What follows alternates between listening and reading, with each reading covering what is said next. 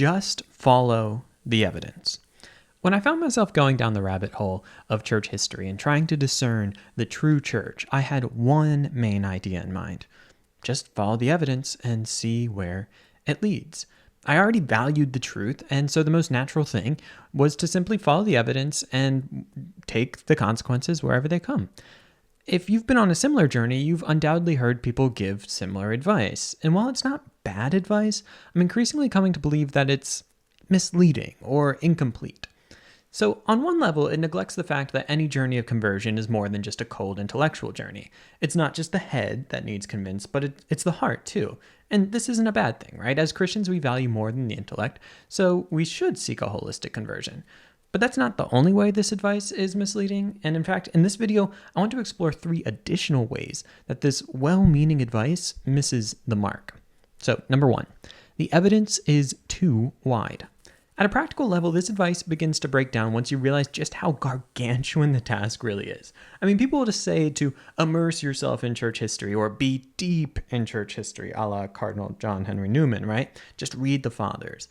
But as you dive into it, I mean, if you have any level of self-awareness, you quickly realize that the topic is just too large. There's just too much data. You can't exhaustively or even adequately survey all the issues to come to an airtight analytic conclusion that so many people seem to claim that they've had or they've arrived at through their research.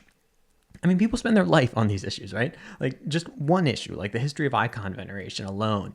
And then the scholars will still disagree on this. Or, you could say just one of those, but imagine what people are ostensibly trying to do when they say just follow the evidence with this is it's that you're going to cover not just like icon veneration, but Mary, justifications, and dozens of other issues that have divided Christians for hundreds of years or millennia at this point. So maybe you could learn enough to like have an opinion, but to have anything close to certainty is going to be next to impossible. Again, there's just too much evidence. But let's look at point number 2, that there are value judgments laden throughout the process. Okay, so let's imagine that we fast forward and we've all gotten some type of Elon Musk inspired neural implant, and all of a sudden we actually can process all of the available text data on these issues. It's in our brain, we've got it. Problem solved, right? Well, maybe not. You see, actually, even if the amount of evidence wasn't a barrier, we'd still have an issue, and it's one that people don't talk about nearly enough in these conversations. That is, the process of evaluating church history is laden with value judgments throughout that we can't solely derive from the evidence. Let me explain. Something as simple as calling someone a church father implies a value judgment, right? In effect, we are saying that their view deserves more attention than those we would label as heretics. But from a purely evidence-based model, it's not really clear why the testimony of one group should count more than others when asking a question like, what did the early church believe? Okay, you might be saying like this is sophism at its finest, but let me give some other examples that might be helpful. So often when people start asking these questions, they say that they want to believe whatever the early church believed. But there's a value judgment there, right? Why do we think they should know more? I mean, it's at least plausible that theology could age like a fine wine, or it could decay like corruptible matter. It could be like a game of telephone where it gets more and more corrupted over time, or it could be a matter of steady improvement as we reflect and build our knowledge. When we say we want to be like the early church and we add the value judgments of the orthodox early church, we also have to ask, what counts as early? And if there are disagreements, what's the standard we use to arbitrate between them? These are all good questions, and they're not questions that we're going to be able to answer strictly from the available data. We're going to have to make some value judgments about this. It's a bit like a criminal trial in the US. So, I mean, imagine that there's a trial going on, right? One of the things as they're presenting evidence is there's going to be questions of, well, what counts as evidence? Some evidence counts and some doesn't because we have rules and regulations around this, right? And we also weigh evidence differently. So, I mean, some evidence might just be inadmissible, but some might be less persuasive. So you could have circumstantial evidence on one hand, but you could also have eyewitness testimony or DNA or any range of things in between. All of these are going to impact how you think about it differently. However, with theology, it's not immediately clear how we should rank things. So is it a majority rule where all the testimony is equally valid throughout all time, across all places of all levels of education? Or is earlier evidence always better?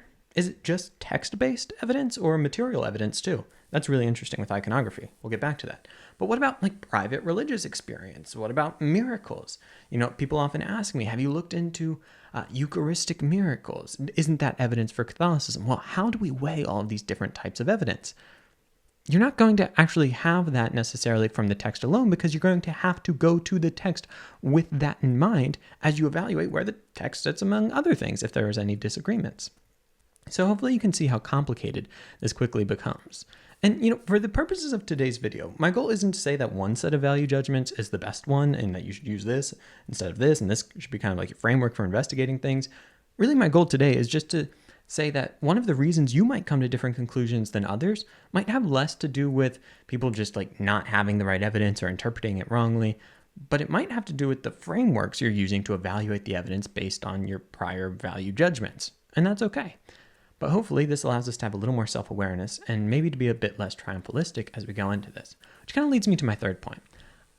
I think that conversion is as much about the problem you're trying to solve as the evidence itself. Let me explain. So the more I talk to converts, the more one thing begins to stand out. Conversion is often a solution to a problem they've already identified. For instance, someone might identify the problem of church disunity, and it is a problem.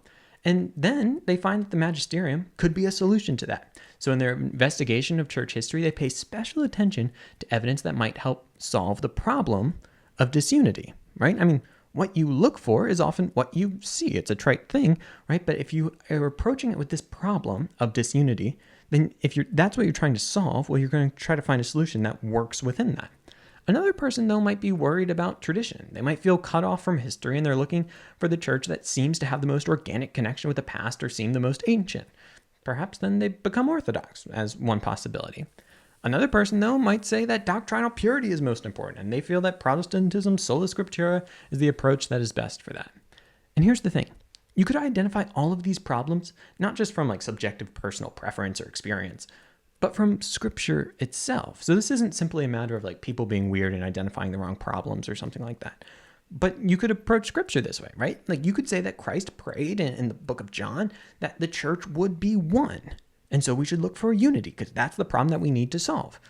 But you could also say that Paul told the Thessalonians to hold fast to the traditions. And so that's what we need to be looking for, is the most ancient tradition.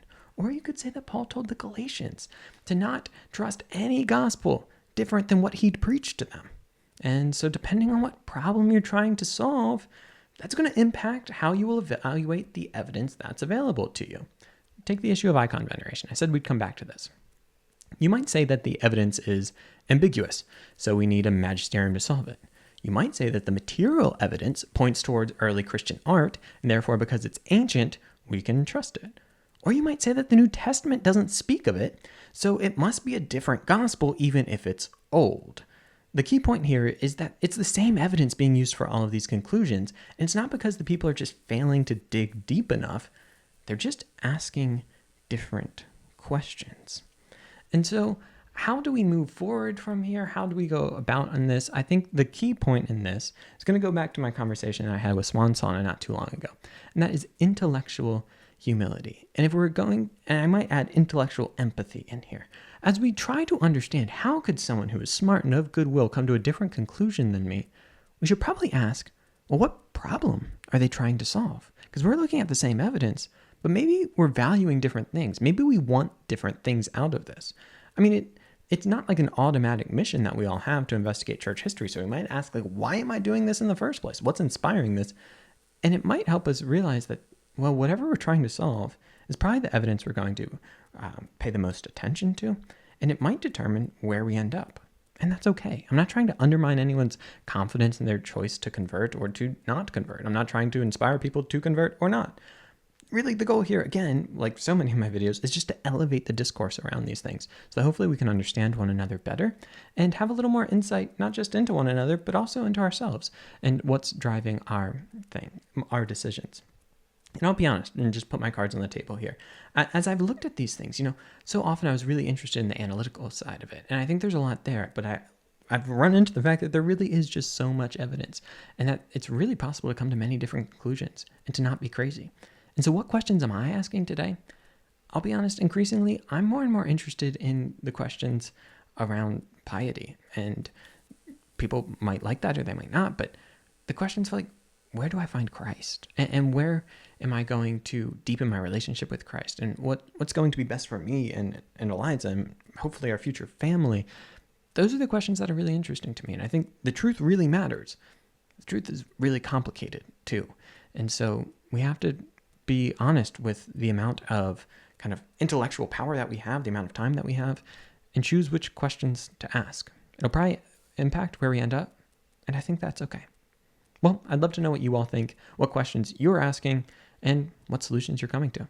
Hey, if you enjoyed this video, and well, it seems like you did because you made it this far, maybe you just forgot to and you've left it running in the background, but I think you've enjoyed it, and YouTube thinks you'd enjoy this, so YouTube generally knows everything, so you should probably try that. And if you haven't subscribed, well, you can do that here.